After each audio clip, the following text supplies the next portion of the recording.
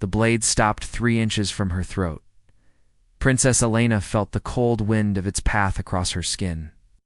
She saw the assassin's eyes widen behind the mask.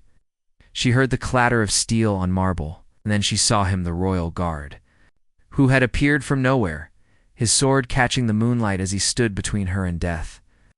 His name was Marcus, 24 years old, son of a blacksmith. He'd been assigned to the night watch. Only 2 weeks ago, he shouldn't have been there at all. The assassin fled through the palace gardens, disappearing into shadows that seemed to swallow him whole. Marcus didn't chase. His eyes stayed on Elena, scanning her face, her hands, her dress for any sign of blood. "Are you hurt, Your Highness?" His voice was steady, but his hands trembled as he sheathed his sword. Elena couldn't speak. The words caught somewhere between her lungs and her throat. She had been reading by the fountain, alone, against every rule her father had ever set. She had wanted just one moment of peace, one moment to herself, and it had almost been her last. "Your Highness?" Marcus stepped closer, and for the first time, Elena truly looked at him. He had kind eyes, brown like autumn soil. There was a scar on his left cheek, thin and pale. His armor didn't fit quite right, too loose at the shoulders, too tight at the wrists. He was new. She remembered now. She had seen him during the changing of the guard. "I'm fine," she whispered. "Thank you." The palace erupted after that. Guards flooded the gardens. Her father, King William, arrived in his nightclothes, face red with fury and fear. The captain of the guard barked orders. Torches blazed to life across the grounds. But through it all, Marcus stayed 3 steps behind Elena, his hand never far from his sword. Before you continue with this story, if you're enjoying these real emotional moments, hit that subscribe button. You won't want to miss what happens next. The investigation began at dawn. The assassin had left no trace, no footprints, no weapon, nothing but the memory of cold steel and colder eyes. The king's advisors whispered about rival kingdoms, about plots and conspiracies. They questioned every servant, every guard, every soul who had been in the palace that night. But Elena couldn't stop thinking about Marcus. He had saved her life without hesitation, without knowing her, really. To him, she was just a title, a duty, a person he was sworn to protect because of the crown she would someday wear. 3 days later, her father summoned her to the throne room. "You will not be alone again," he said. His voice echoed off stone walls. "From this moment forward, you will have a personal guard, someone who will shadow you every hour of every day." Elena's heart sank. She knew what this meant. No more stolen moments of freedom. No more quiet walks in the garden. No more books by the fountain. "I've chosen Marcus," her father continued. "The young guard who saved you. He's proven his loyalty, his reflexes, his dedication." And so it began. Marcus became Elena's shadow. He stood outside her chambers at night. He walked 5 paces behind her during the day. He tasted her food before she ate. He checked every room before she entered. At first, Elena resented it. She felt like a prisoner in her own home. Every time she turned, there he was, silent, watchful, present. But slowly, something changed. She began to notice small things. The way Marcus always positioned himself between her and any door. The way his eyes never stopped moving, cataloging threats she couldn't see. The way he never complained, even when she made him stand in the rain for hours while she painted in the garden pavilion. One afternoon, 6 weeks after the attack, Elena spoke to him. "Do you ever get tired?" Marcus blinked, surprised. She rarely addressed him directly. "No, Your Highness, you're lying." She didn't look up from her canvas. "Everyone gets tired." A pause. Then quietly, "Yes, everyone gets tired." It was the first real conversation they'd ever had, and it would not be the last. Asterisk. The conversation started small. Elena would ask Marcus about the weather. He would answer in short, careful sentences. She would mention a book she was reading. He would nod politely. She would comment on the gardens. He would agree they were beautiful. But gradually the walls between them began to crack. It happened on a Tuesday, 3 months after the assassination attempt. Elena was in the palace library, surrounded by towers of books about ancient history. Marcus stood by the door as always, his posture perfect. "Do you read?" Alina asked suddenly. Marcus hesitated. "My mother taught me, Your Highness. Before she passed." "What do you like to read?" Another pause. I used to read poems. My mother loved them." Alina's hand stopped turning the page. "Used to?" "I haven't had much time for reading since joining the guard." She looked at him then, really looked at him. He was still so young, just a year older than her own 23 years. But his eyes carried something heavy, responsibility perhaps, or loneliness. "Which poems?" she asked. "Your Highness, I shouldn't—" "Which poems, Marcus?" He met her gaze. "The old ones, about soldiers and honor, about people who sacrificed everything for something greater than themselves." Alina closed her book. "Tomorrow, bring your favorite. We'll read it together." Marcus opened his mouth to protest, then closed it. "Yes, Your Highness." That night Alina couldn't sleep. She kept thinking about Marcus standing guard outside her door. Did he sleep standing up? Did he sleep at all? What did he think about during those long, silent hours? The next day, Marcus brought a worn book. The leather cover was cracked, the pages yellowed. He held it like it was made of glass. They read together in the library. Alina listened as Marcus recited verses about knights and battles, about loyalty that lasted beyond death. His voice was different when he read, softer, more alive. "Your mother had good taste," Alina said when he finished. Marcus smiled. It was the first time she'd seen him smile. It changed his entire face. She said, "Poems help us remember what matters." "And what matters to you, Marcus?" He looked directly at her. "Keeping you safe, Your Highness." Something shifted in Alina's chest. A flutter, a warmth. She pushed it away. The weeks turned into months. The seasons changed. Autumn arrived with gold leaves and cool winds.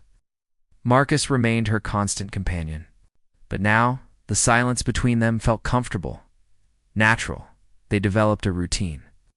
Every morning, Marcus would greet her with a weather report, his way of making small talk. Every afternoon, they would walk the gardens, and Alina would point out her favorite flowers. Every evening, before he took his post outside her door, she would say good night, and he would say, "Sleep well, Your Highness." But the palace had eyes and tongues. The servants began to whisper. They noticed how Princess Alina smiled more, how the young guard sometimes forgot to maintain his distance, how the two of them would talk in low voices during garden walks. The whispers reached the king's advisors.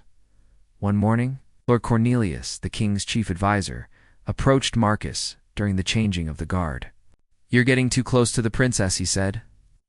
His voice was ice. "Remember your place, boy. You are a guard, nothing more."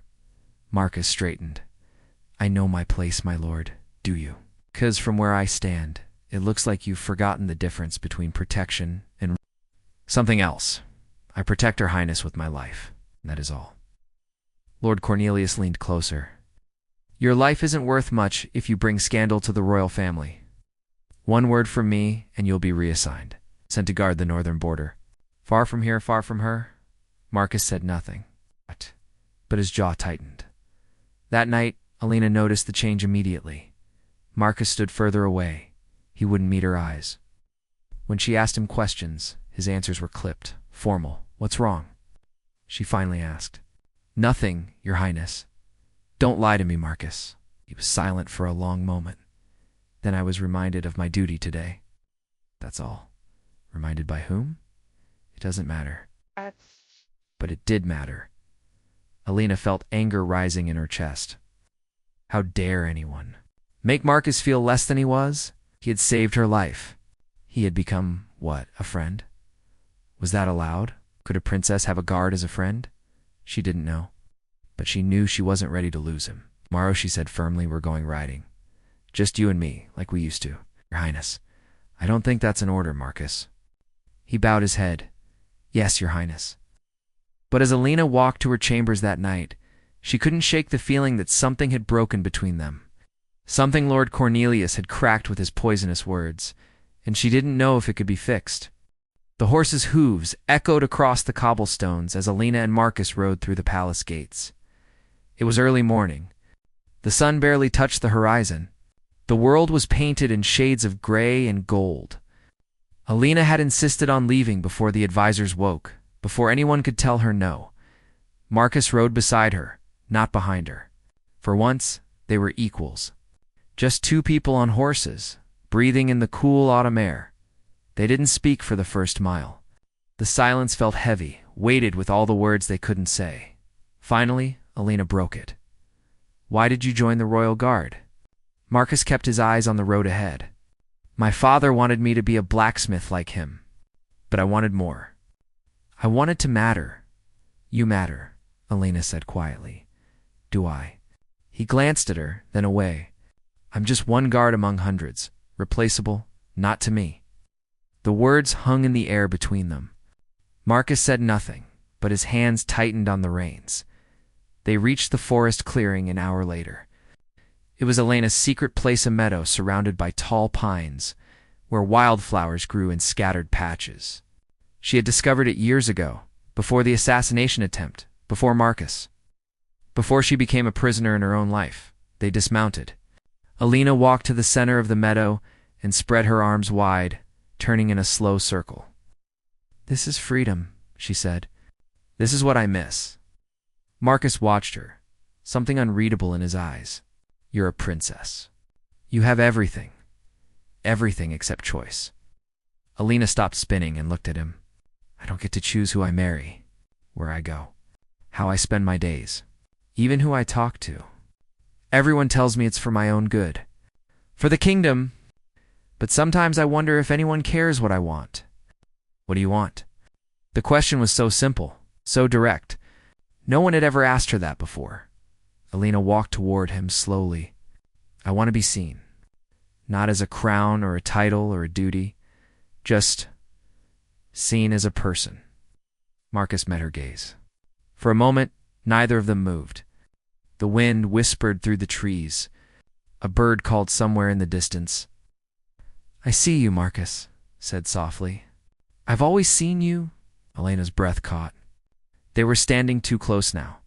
Close enough that she could see the gold flecks in his brown eyes. Close enough to feel the warmth radiating from him. "Marcus." He stepped back. "We should return. It's not safe to stay away too long." The spell broke. Alina nodded, feeling something crack inside her chest. They rode back in silence. But this silence was different. It was filled with everything they couldn't say. Everything they couldn't be when they reached the palace. Lord Cornelius was waiting. "Princess Alina," he said, his voice dripping with false courtesy. "Your father wishes to speak with you. Immediately." Alina dismounted, dread pooling in her stomach. "About what?" "A matter of great importance." She looked back at Marcus. He had gone completely still, his face unreadable. The throne room was cold. King William sat on his throne, his expression grave. Around him stood his advisors, all wearing the same serious faces. "Lena," her father said, "we need to discuss your future." "What about my future?" "You're 23. It's time you married." The words hit her like a physical blow. "Father, I've been negotiating with King Aldrich of Northaven. His son, Prince Thomas, is a good match. Strong, intelligent, respected. I don't love him. Love can grow." Her father's voice softened. "I know this isn't what you want, but it's what the kingdom needs. Our alliance with Northaven will secure our borders, protect our people." Alina felt the walls closing in. "When Prince Thomas will visit next month. If all goes well, the wedding will be in spring. 6 months. She had 6 months of freedom left. Do I have any choice in this?" King William looked at her with sad eyes. "We all make sacrifices for duty, my daughter. Even kings. Even princesses." Alina left the throne room in a daze. Marcus was waiting outside. In the moment he saw her face, he knew. What happened? "I'm getting married." Her voice sounded hollow, distant. "To a prince I've never met." Marcus went pale. "When?" "Spring. Maybe sooner." They stood there in the hallway, two people who couldn't be what they wanted to be. Marcus's hand moved slightly, as if he wanted to reach for her, then fell back to his side. "Congratulations, Your Highness," he said formally. "Don't." Elena's voice broke. Please don't. It's for the best. You'll be happy. You'll be a queen, will I?" She looked at him with eyes that threatened tears. "Or will I just be a crown with a person underneath?" Marcus didn't answer. He couldn't, because they both knew the truth. That night, Alina stood on her balcony, looking out at the stars. She knew Marcus was below, guarding her door like always. She wondered if he was looking at the same stars. If he was thinking the same impossible thoughts, she wondered what it would be like to be someone else. Anyone else? A girl who could choose her own path. A girl who could love who she wanted, but she wasn't that girl. She was a princess. And princesses didn't get fairy tales. They got duty. And sacrifice. And marriages to strangers. The wind picked up, cold against her skin. Winter was coming. And with it, the end of everything she'd never had. Asterisk, asterisk, Prince Thomas arrived on a Tuesday afternoon, accompanied by 50 soldiers and enough luggage to fill 3 carriages. Alina watched from her window as the procession entered the palace grounds. Marcus stood beside her, silent as stone. "Look, tall," she said, trying to find something positive to say. "Yes, Your Highness. And his horse is beautiful, yes, Your Highness." Alina turned to look at Marcus. His face was carefully blank, but she could see the tension in his jaw. The way his hands stayed near his sword, like he was preparing for battle. "Marcus, I should take my position, Your Highness. The prince will want to meet you." He left before she could finish her sentence. The formal introduction took place in the Great Hall. Prince Thomas was indeed taller than Marcus by at least 3 inches. He had blonde hair, blue eyes, and a smile that showed too many teeth. He bowed perfectly. His manners were impeccable. Alina hated him on sight. It wasn't fair. He hadn't done anything wrong. But every time he smiled at her, every time he called her my dear, every time he talked about their future together, she felt like she was drowning. "I think we'll be very happy," Thomas said during their first private walk in the gardens. Marcus followed 10 paces behind, close enough to protect, far enough to give them privacy. "Do you?" Alina asked. "Of course. You're beautiful. I'm handsome. We're both royal. It's a perfect match. What about love?" Thomas laughed. "Love is a luxury for common people, my dear. We have something better. We have duty, purpose, a kingdom to rule together." Alina looked back at Marcus. He was staring straight ahead, his face unreadable. "What if I want more than duty?" she asked quietly. Thomas followed her gaze, saw Marcus, and his smile tightened. "That guard. He's very attentive. He saved my life. How fortunate." Thomas leaned closer, his voice dropping. "But you won't need him much longer. I have my own guards, much more experienced, more suitable." Something cold settled in Alina's stomach. "What are you saying?" "I'm saying that when we marry, you'll have a new protector. Me and my men. Your father has already agreed." Alina felt the world tilt. "My father agreed to what?" "To reassign your current guard. It wouldn't be proper for another man to follow you so closely once you're my wife." Thomas smiled again, but this time it looked like a threat. "Surely you understand." She understood perfectly. Once she married Thomas, Marcus would be sent away. She would never see him again. That night, Alina couldn't eat. She couldn't sleep. She paced her chambers until after midnight, her mind racing. There was a soft knock on her door. "Your Highness?"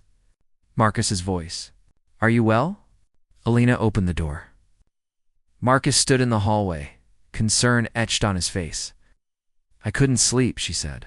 "Should I call for tea?" "The physician." "No, I need." She stopped, unsure what she needed. "I need air. Walk with me." They shouldn't. It was improper. But Marcus nodded. They walked to the gardens in silence. The moon was nearly full, casting silver light across the paths. Alina led them to the fountain, the same fountain where Marcus had saved her life almost a year ago. "He's going to send you away," she said suddenly. Marcus went still. "I know, you know." "How long have you known?" "Lord Cornelius told me last week. After you're married, I'll be reassigned to the northern border. And you were just going to leave? Without telling me? What would be the point of telling you? Marcus's voice was rough, strained. It doesn't change anything. It changes everything. Elena felt tears building behind her eyes. I'm what? Marcus turned to face her. What am I to you, Elena? It was the first time he'd ever used her name. Not Your Highness, not Princess, just Elena. You're the only person who sees me, she whispered. The only person who talks to me like I'm real? You are real. Marcus stepped closer. You're the most real thing I've ever known. They were standing too close again, just like in the meadow. But this time, neither of them stepped back. I can't marry him, Elena said. I can't spend my life with someone who sees me as a crown and not a person. You don't have a choice. What if I did? What if we ran away? Tonight? Right now? We could take the horses and just go. Marcus closed his eyes. Elena, don't. Why not? Why can't we? Because I'm a guard. You're a princess. Because running away doesn't change who we are. Because... He opened his eyes and she saw pain there. Deep, terrible pain. Because even if we ran to the ends of the earth, you would still be royal and I would still be common. That's the truth. And the truth doesn't change just because we want it to. We do nothing. I marry Thomas. You go to the border and we pretend this never happened? Yes. Marcus's voice cracked. That's exactly what we do. Elena felt something break inside her. Not crack. Not bend. Break completely. You're a coward, she said, knowing it was unfair, knowing it was cruel. I know. Marcus looked at her with eyes full of everything he couldn't say. But I'm a coward who loves you too much to ruin your life. The words hung between them. Marcus had said it. The thing they'd both been dancing around for months. The impossible, terrible truth. Marcus, I should return to my post. Stepped back, creating distance again. Good night, Your Highness. He walked away, leaving Elena alone by the fountain with tears streaming down her face. Above them, in a darkened window, Lord Cornelius watched. He had heard everything, and he was smiling. Asterisk, the summons came at dawn. Marcus was ordered to the throne room immediately. No explanation. No warning. Just a messenger with urgent eyes and a sealed letter bearing the king's crest. He knew. Somehow he knew this was the end. King William sat on his throne, flanked by Lord Cornelius and 3 other advisors. Prince Thomas stood off to the side, arms crossed, looking satisfied. Marcus, son of Edmund, the king said formally. You have served the crown well. Your dedication has been noted. Marcus bowed. Thank you, Your Majesty. However, it has come to my attention that you have forgotten your place. Marcus's blood ran cold. Your Majesty, I have only ever you have feelings for my daughter. The king's voice was hard as iron. Don't deny it. You were seen, heard, last night, by the fountain. Lord Cornelius stepped forward, his smile sharp as a knife. You confessed your love to the princess. In direct violation of your oath, of every rule governing conduct between guards and royals. Marcus said nothing. What could he say? It was true. Should have you executed, King William continued. That is the traditional punishment for a guard who dares to court a member of the royal family. Marcus lifted his chin. Then execute me, Your Majesty. I accept whatever punishment you deem fit. No. Prince Thomas's voice cut through the room. Execution would make him a martyr. The princess would grieve. She might even resist the marriage. The king nodded slowly. Then what do you suggest? Thomas smiled. Send him away. Far away? To the most remote outpost in the kingdom, and ensure he understands that if he ever returns, if he ever attempts to contact the princess, his entire family will suffer the consequences. Marcus felt rage building in his chest. You would threaten my father? My sister? They've done nothing. They will do nothing, Thomas said smoothly. As long as you do nothing. It's quite simple, really. Disappear forever, and they live. Everyone wins. Except Elena, Marcus thought. Except us. You will leave tonight, King William said. His voice sounded tired, sad even. You will take nothing but your horse and your sword. You will speak to no one, especially not Princess Alina. Am I clear? Yes, Your Majesty. One more thing. Lord Cornelius stepped closer. The princess will be told you requested reassignment, that you no longer wish to serve as her guard. She will think you abandoned her willingly. Marcus's voice was sharp. You can't, we can, Thomas interrupted. And we will. Better she hates you than loves you. Better she moves on. Marcus looked at each of them, the king, the advisors, the prince. Men who held all the power. Men who made all the rules. Men who decided who deserved happiness and who didn't. I say goodbye? He asked quietly. Oh, King William said. You may not. They gave Marcus 2 hours to prepare. He went to the barracks, packed a small bag, and tried not to think about Alina waking up to find him gone. His fellow guards watched him in silence. They knew. Word traveled fast in the palace. Some looked sympathetic. Others looked relieved, one less person competing for advancement.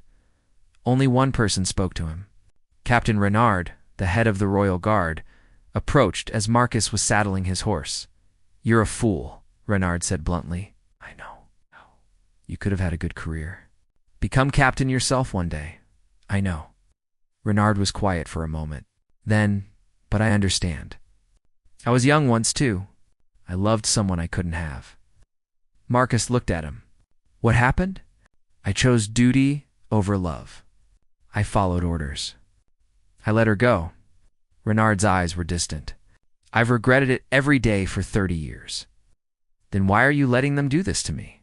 Because I'm old, tired, and I learned long ago that some battles can't be won. Renard gripped Marcus's shoulder. But you're young. Maybe you'll be smarter than I was. That cryptic statement. Renard walked away. Marcus finished saddling his horse. The sun was setting, painting the sky in shades of red and gold. In a few hours, he would be gone. And Alina would wake up thinking he had abandoned her. He couldn't let that happen. The decision came suddenly, clearly. He would see her one last time. He would tell her the truth, and then he would leave, knowing she understood. It was a terrible risk. If he was caught, his family would suffer. But the thought of Alina believing he didn't care, that he had chosen to leave her, was worse than any punishment. Marcus waited until full dark. The night guards changed shifts at midnight. There would be a brief window, maybe 5 minutes, when the corridor near Alina's chambers would be unwatched. He moved through the palace like a shadow. Years of guard training served him well. He knew every patrol route, every blind spot, every servant's passage. Alina's chambers were on the 3rd floor, east wing. Marcus reached her door with seconds to spare. He knocked. Softly, 3 times. Who is it? Alina's voice muffled through the door. It's me. Silence. Then the door opened. Alina stood there in her nightgown, her hair loose around her shoulders. Her eyes widened when she saw him. Marcus. What are you? He pressed a finger to his lips, then slipped inside, closing the door behind him. You shouldn't be here, Alina whispered. If they catch you, I'm leaving tonight, Marcus said quickly. I came to say goodbye. Alina went pale. What? Your father knows? About us. About what I said by the fountain. He's sending me away. No, I'll talk to him. I'll explain, Alina.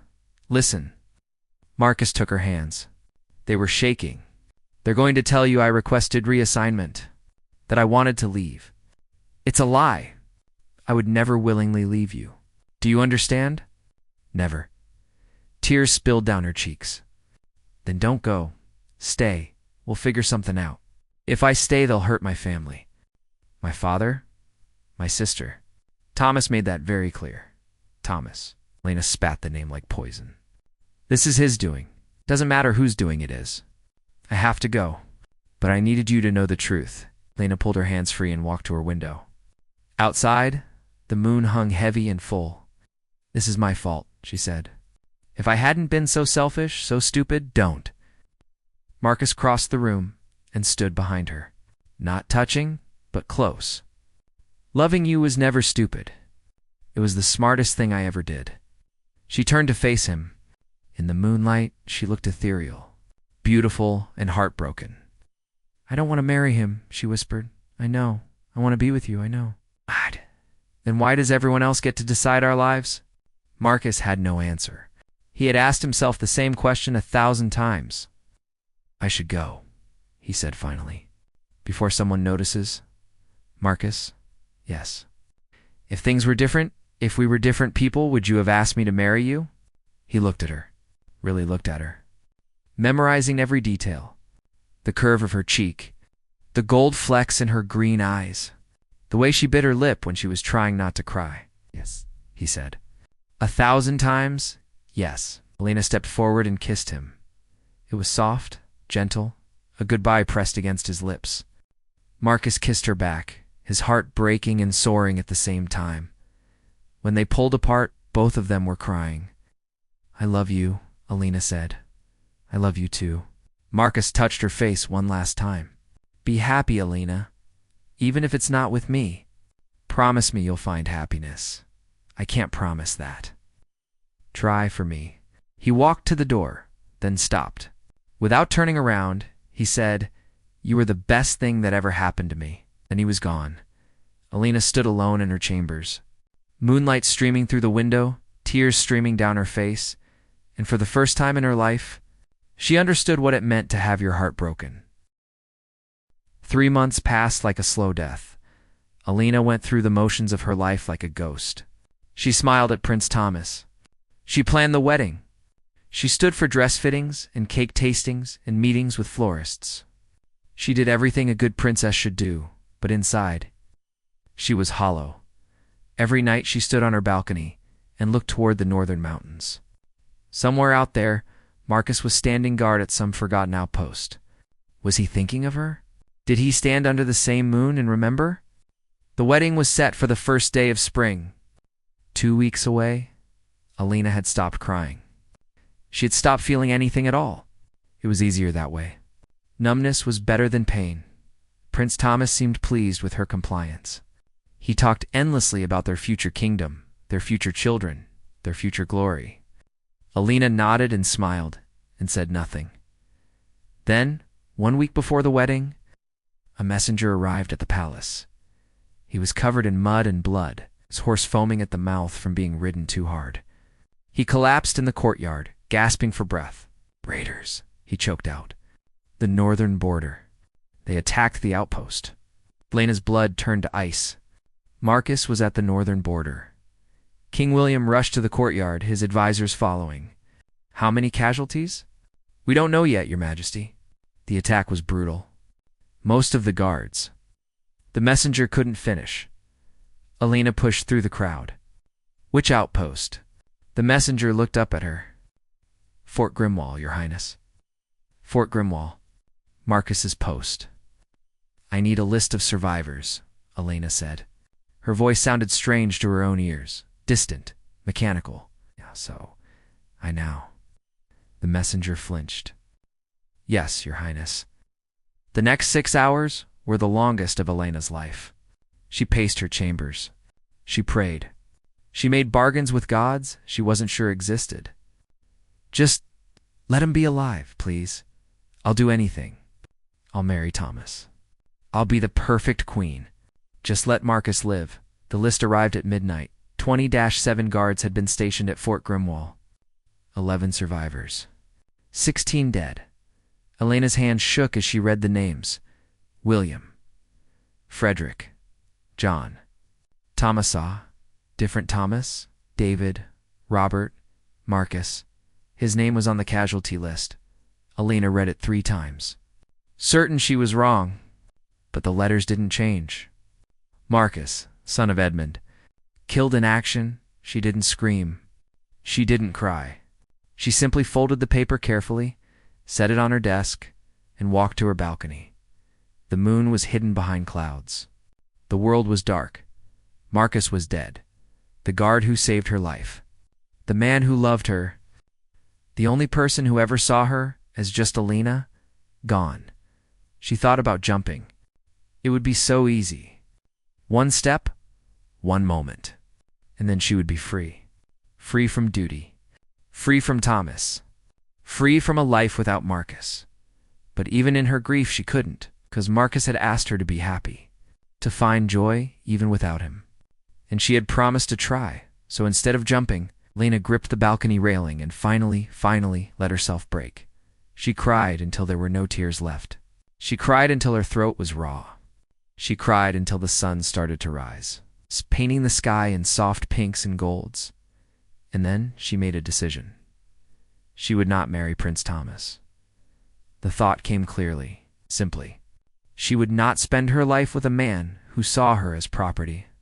Marcus had died believing she would find happiness. She owed it to him, to his memory, to at least try. Alina walked to her father's study as dawn broke. She didn't knock. She simply opened the door. King William looked up, startled. "Lena?" "What?" "I'm not marrying Prince Thomas." Silence. "I know about Marcus," her father said quietly. "I'm sorry. I know you cared for him. Cared for him."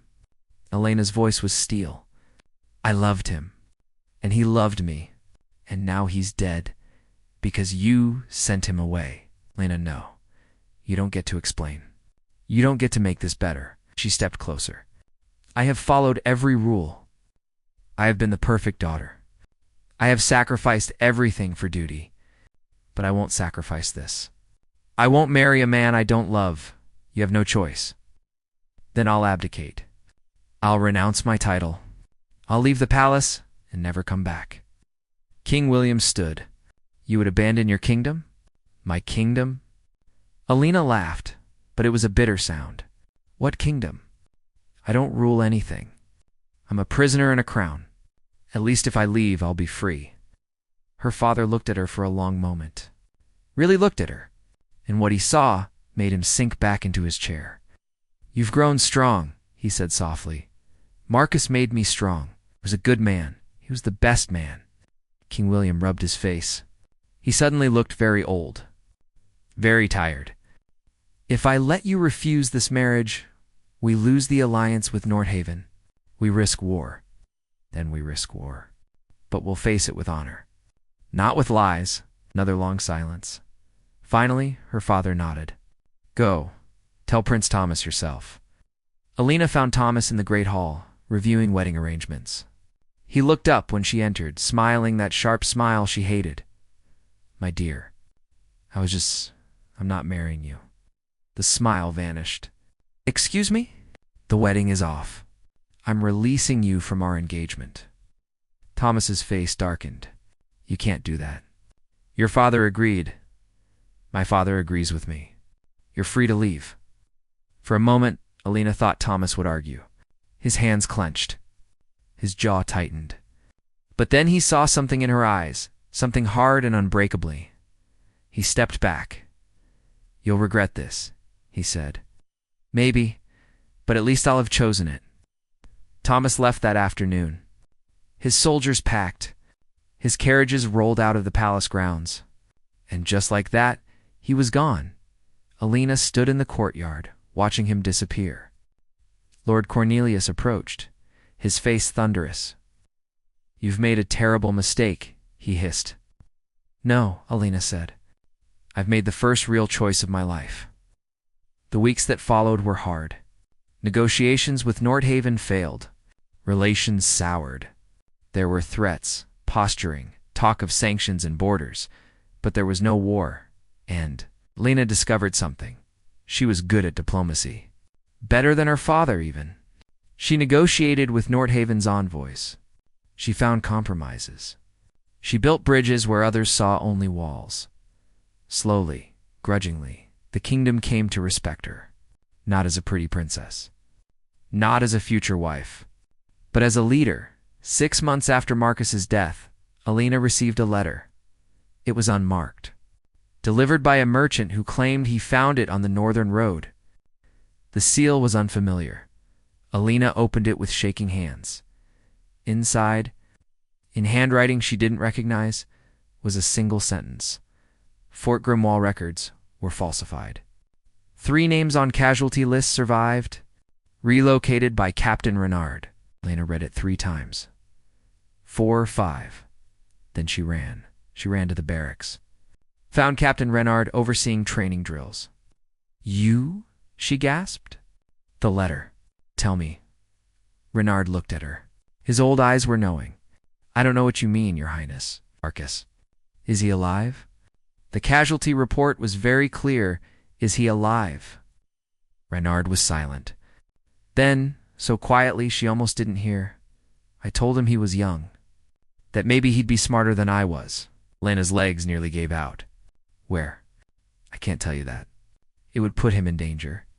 And you, please." Renard shook his head. "But I can tell you this. Sometimes people need to disappear to be safe. And sometimes they come back when the world changes enough to let them." Lena understood. Marcus was alive, hidden, safe. And maybe someday when she was queen and not just princess, when she had real power and not just a title, she could find him. It wasn't the ending she wanted, but it was hope. And hope was enough. Alina returned to her duties. She studied. She learned. She prepared, and every night she stood on her balcony and looked toward the northern mountains. "Wait for me," she whispered to the wind.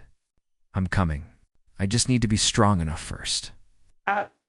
But somewhere, in a distant village, a former guard looked up at the same stars and smiled, because he knew Alina, and if anyone could change the world, it was her. He just had to be patient. They both did. And patience, as it turned out, was just another form of love,